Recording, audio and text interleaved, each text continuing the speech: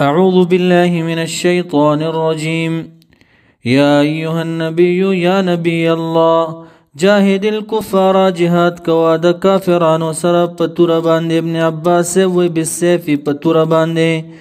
والمنافقين او د منافقانو سر باللسان پجب باندې یعنی پرټلو سر وغلظ غلظت کوا سخت چریګه په قول او فعل کې بل ذکر راځي وليجدوا فيكم غلظه باید د چې مند کې دا کافران پتاسو کې سختی یعنی نرم نرم ورته مکی گیا وغلظ سختی کوالیهم پدی باندې ومأواهم زید دی چې د جهنم او جهنم دی وبئس المصير ډیر بد زید ورتلو چې د هي دغه جهنم دی يحلفون په حال کون د منافقانو کې چې قسمونه خوري دایت نازل دی په بار د جلاس کې یعنی دی دا خبره کړې و کله چې د منافقانو بدی بیان شونو دا خبره وکا والله ان كان محمد صادقا زماد په الله قسم وي کچره محمد صلی الله علیه وسلم صادق وي فيما يقول في اخواننا پاغه سکی چې زمونږ دورونو په باره کې ویل نحن اشر من الحمير مونږ به ډیر بدتر یو د خرونه مطلب دا و چې رسول الله صلی الله علیه وسلم العیاذ بالله صادق نه دی عامر ابن قیس نو جوان صحابي او مبارک راغی نبی اکرم صلی الله علیه وسلم ته شکایت کوي چې فلانی دا خبر اوکا چې والله ان كان محمد صادقا لنحن اشر من الحمير نو دا جلاس راوختلو نو دی منافق ورته قسمونه خوړل چې ما دا خبره نه ده کړې نو نبی اکرم صلی الله علیه وسلم عامر صاحب دباو کو چې تولې د پسې دا خبره کې نو عامر صاحب دومره خفو عامر ابن قیس رضی الله تعالی عنہ د کور نم نروتو بیا د عامر صاحب په تصدیق کې آیت نازل شو بیا یحلفون قسمون خریدا منافقان بالله د الله په ذات باندې په دې خبره باندې ما قالو چې نه د ویل دي خبرې لرا یعنی عامر ابن قیس چې کوم خبر راوړې د رسول الله صلی الله علیه وسلم تدیدا نه د کړي په دې باندې قسمونه خوري رب کریم فرمایي جواب کوي ولقد خامخ پتا کې سرا قالو ویل دي کلمه الكفر کلمه د کفر ځکه چې رسول الله صلی الله علیه وسلم ته د غیر صادق نسبت وکړو دا کلمه د کفر ده وکفروا دی کفرو کو بعد اسلامهم رستد اسلام فلنا وهمو داخل پرید چې تا پسې خبرې کوي یا رسول الله دی خو استاده قتل قص کړو استاده وستلو قص کړو د مدینه منورې نه وهمو قصتونه کړو دي بما پغسلم ینالو چې رسید دی مرام خپلتا چې قتل د نبی اکرم صلی الله علیه وسلم او خروج د مدینه منورې نه رب کریم فرمای وما نقموا منا وما عابوا دی عیب نگنی یا وما کرهو دی بد نگنی مگر پدی خبر الا نغناهم الله ودا چې غنیان کدی رباری تعالی یعنی مالدار کدی رباری تعالی چې مال ورکړو دا خبره شروع کوم ورسول د الله چې غنایم ورکه من فضله د فضل خپل یعنی چې غنیمتونه ورکړه مالدار شونو ستا خبره شروع کړه فإن يتوبوا پس کچری دی توبه وباسي د نفاق نه او د کفر نه یکو خیر لهم ندابوي دی لره غورا وإن يتولوا کچری دی مخونه واړول د توبې نه يعذبهم الله عذاب باور کی دی لره بری تعالی عذاب الیم دردناک فی الدنيا والآخرة په دنیا او آخرت کې وما لهم نبوي دي لرا فی الارض پزمکه کې من ولی سوک دوسا یعنی حفاظت کون کی چې دی وساتي ولا نصير ون مددگارا ومنهم بعض د منافقانون من هغه سوک دی عهد الله چې وعده کړي و د اله سره دا آیت نازل دی په حق د ثعلبه ابن ابي حاتب الانصاري دا دمرا خادم د مسجد نبوي او چړو د مسجد نبوي نه وتونه بالکل د مسجد نه نوتو خلق بدت حمامت المسجد ویلا د مسجد کوتره د اړو بالکل وزي نه د مسجد نه نبی اکرم صلی الله علیه وسلم تراغه ورته یا رسول الله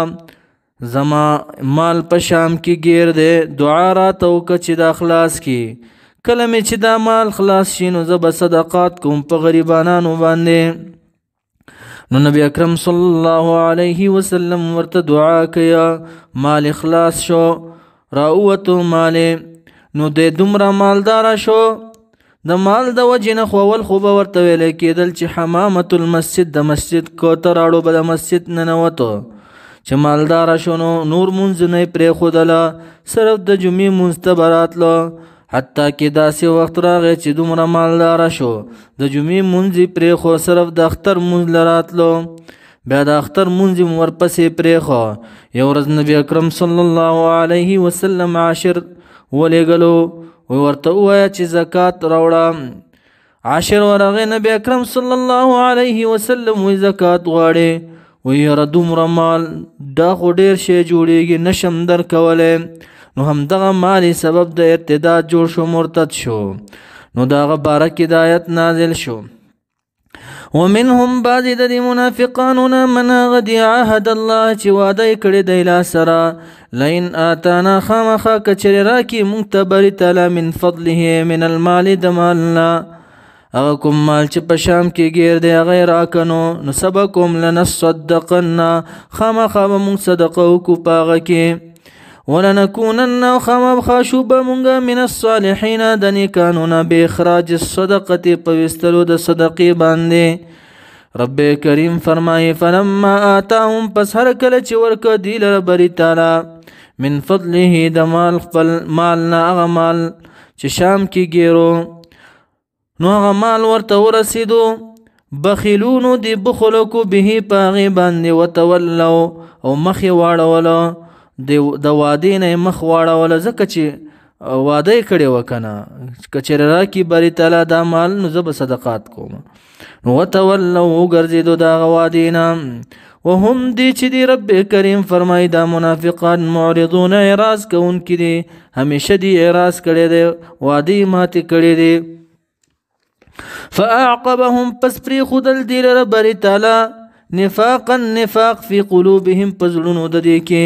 الی یوم یلقونه، تر هغې ورځې پورې، یلقونه چې دی به ملاقات کوي، هو د هغې ورځې سره چې قیامت ورځ ده. بما، نو باري تعالی په نفاق کې پرېښودل، ولې؟ سبب څه شی؟ بما، په سبب د هغه څه، اخلف الله چې مخالفت یې وکړو د الله سره،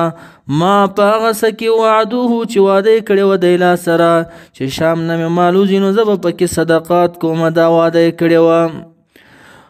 نو مخالفت یې وکړو، بما، په سبب د هغه څه، کانو چې دي یکذبونه، دروغ یې ویلې، فی العهد، په وعدو کې. علم یعلم، ویا دی نه پوهېږي بلکې ښه پوهېږي په دې خبره باندې، ان الله، یقینا الله تبارک وتعالی، یعلم، علم لري، پوهېږي، سرهم، په پټ رازونو د دې باندې، یعنی د دې په نیتونو باندې، و نجواهم، په خصوصي مجلسونو د دې باندې. نجوا معنی خصوصي مجلسونه، پټې مشورې، بری تعالی په دې باندې علم لري. وان الله، یقینا الله تبارک وتعالی چې دی علام الغیوب، ډېر پوهېدونکی دی په غیب باندې. ما غاب عن العباد، هغه چې غایب دي د بندگانو نه، بری تعالی ته خو څه غایب نشته، په نسبت سره مخلوق ته غایب دي، ځکه ان الله لا يخفى عليه شيء في الارض ولا في السماء، الله ته هېڅ پټ نه دی، شیزونه په اسمان کې دي که په ځمکه کې دي، ټول ورته ښکاره دي. یعنی ما غاب عن العباد. الذين منهم الذين، دا منافقان هغه کسان دي، یلمزون منا یطعنون، چې طعنې لګوي، یعیبون، عیبونه بیانوي. اوس وایي دا منافقان عیبونه لټوي په تابعدار صدقه ورکوونکو باندې د مؤمنانو نه، چې هغوی صدقات ورکوي نو دوی پکې عیبونه لټوي. په غزوه د تبوک کې چا ډېر مال راوړو، لکه عثمان صاحب، دارنګې عمر فاروق صاحب، صدیق صاحب، نو چا چې ډېر مال به راوړو نو د منافقانو به عیبونه لټول، ویه دا وګوره د ریا دپاره یې راوړله، وایي ریاکار دی. او بعضې صحابه کرامو چې غریب و، عبدالرحمن بن عوف، عاصم رضی الله تعالی عنه، هغې لږ مال راوړو، وایي وګوره ایله بیله دومره شی یې راوړو، شرمېږي نه، داسې طعنې به یې لګولې. نو آیت نازل شو الذین هم الذین دا منافقان وکسان دی یلمزون منا یطعنون چتانی لگی یعیبون عیبون لگی المتطوعین چا باندې تابعدار خیرات کوونکو باندې داسې تابعدار من المؤمنین چې وي د مؤمنانو نه نو تعنی لگی یعیبون لگی پس کې فی الصدقات په صدقاتو د دې کې ویره دا د ریا د پاره کیا او مسخری کوي په غریبو صحابه کرامو باندې والذین منا ويلمزون الذين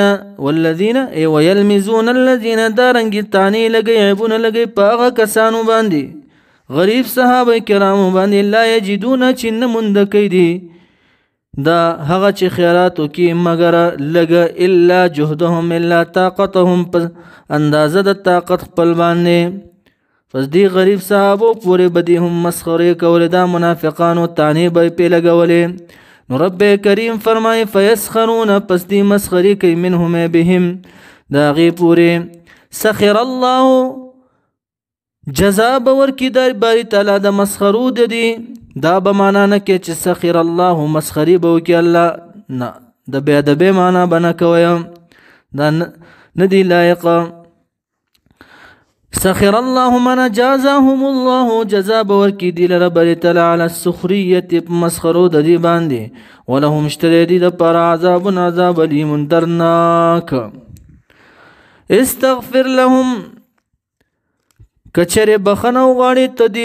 دی لره دی منافقان لره عبد الله ابن عباس او ظاهر امر خکاری خو معنی د اخبار ده لفظ د امر دی او معنی د خبر ده استغفر که بخنه غواړي لهم دی منافقانو لرا او لا تستغفر یا بخنه نه غواړي لهم دی منافقانو لرا سواء علیهم برابر خبره د پدی باندې ان تستغفر که چرته بخنه غواړي لهم دی منافقانو لرا